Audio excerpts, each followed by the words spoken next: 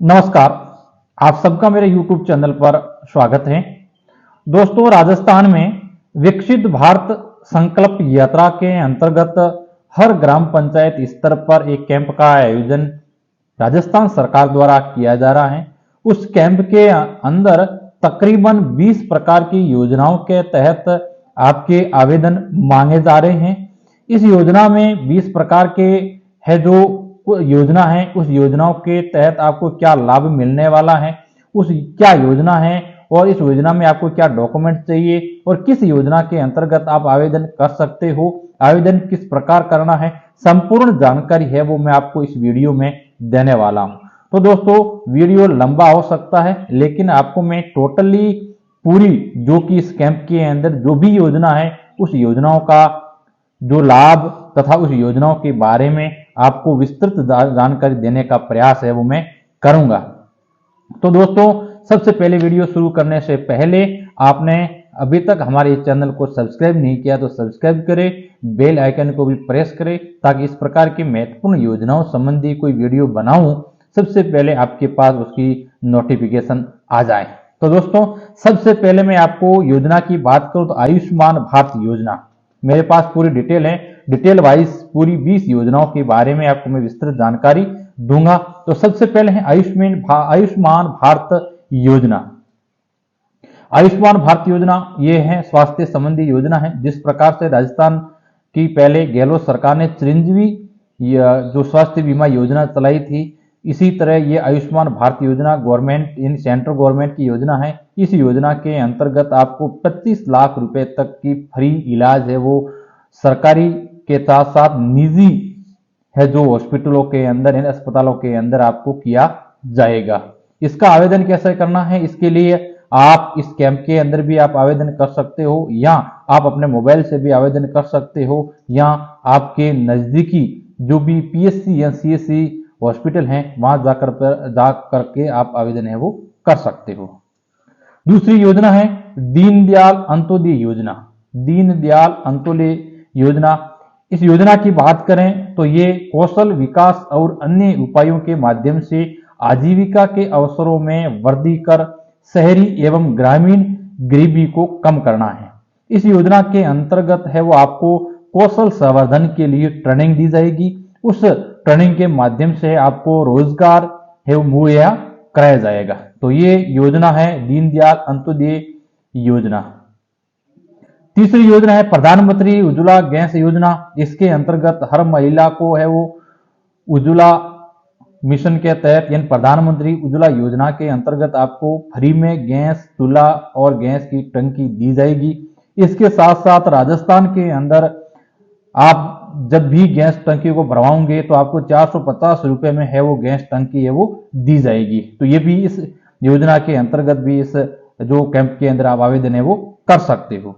तीसरी योजना है प्रधानमंत्री किसान सम्मान योजना, जिसे हम पीएम किसान योजना भी कह सकते हैं। इस योजना के अंतर्गत केंद्र सरकार द्वारा हर वर्ष किसानों को है वो 6,000 रुपए दिए जाते थे, लेकिन राजस्थान सरकार ने है वो 6,000 से बढ़ाकर आपको सालाना यानी कि एक वर्ष के अंदर आपको 12,000 रुपए दिए जाएंगे। इसके अंदर आपको आवेदन है वो इस कैंप के अंदर भी आप कर सकते हो और आप नजदीकी ई मित्र से भी इसके अंदर आवेदन है वो कर सकते हो।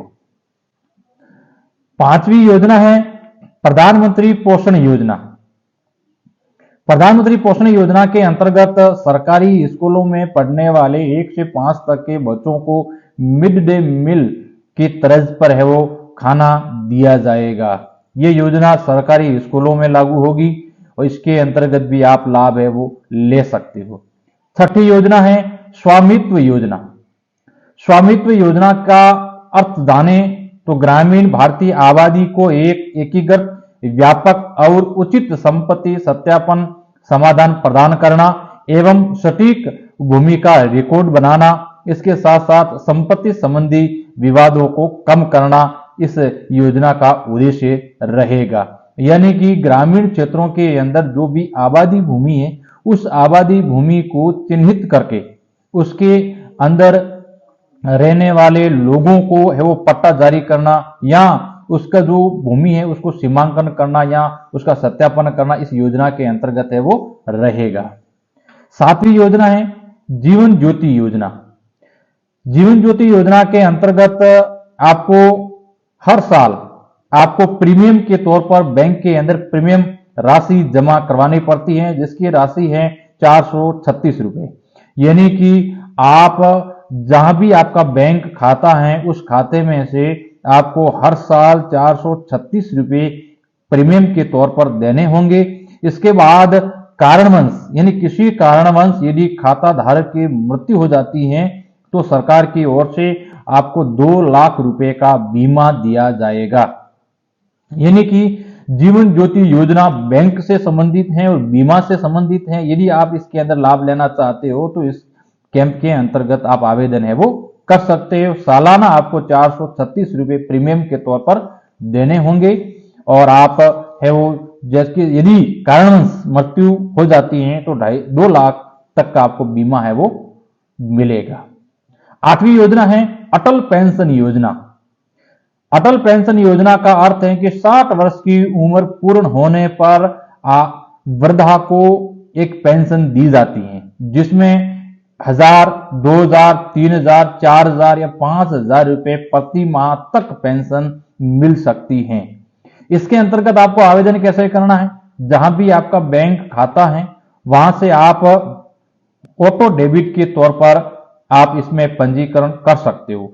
यानी कि आपको चाहिए कि मुझे 60 वर्ष के बाद प्रति माह 1000 रुपये चाहिए, तो आपको प्रति माह या तिमाही, 3 माह के अंदर या 6 माह के अंदर आपको कुछ प्रीमियम के तौर पर राशि ऑटो डेबिट के रूप में यानी ऑटोमेटिक आपके खाते में से कट जाएगी, वो आपको देनी जरूरी होगी।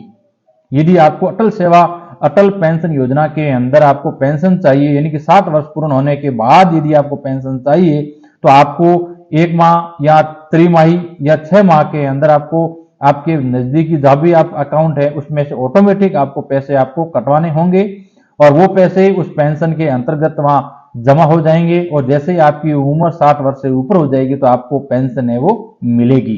तो ये अटल पेंशन योजना ये बैंक से संबंधित है और पेंशन से संबंधित है। 60 वर्ष पूर्ण होने के बाद आपको पेंशन है वो मिलेगी।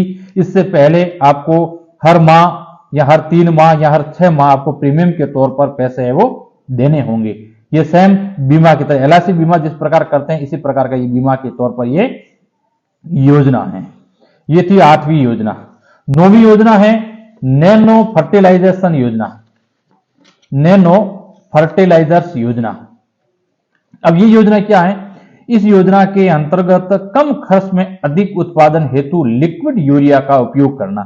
जिस प्रकार से आप यूरिया का उपयोग जो दानादार व्हाइट कलर का सफेद कलर का आप यूरिया यूज करते हो, उस दानेदार यूरिया की जगह एक लिक्विड तरल जिस प्रकार के आप तेल होता है उस तरह का एक यूरिया बनाया गया है। उस यूरिया का प्रयोग आप कम दाम के अंदर कर सकते हो, जिसमें आपको सरकार द्वारा सब्सिडी भी मिलेगी।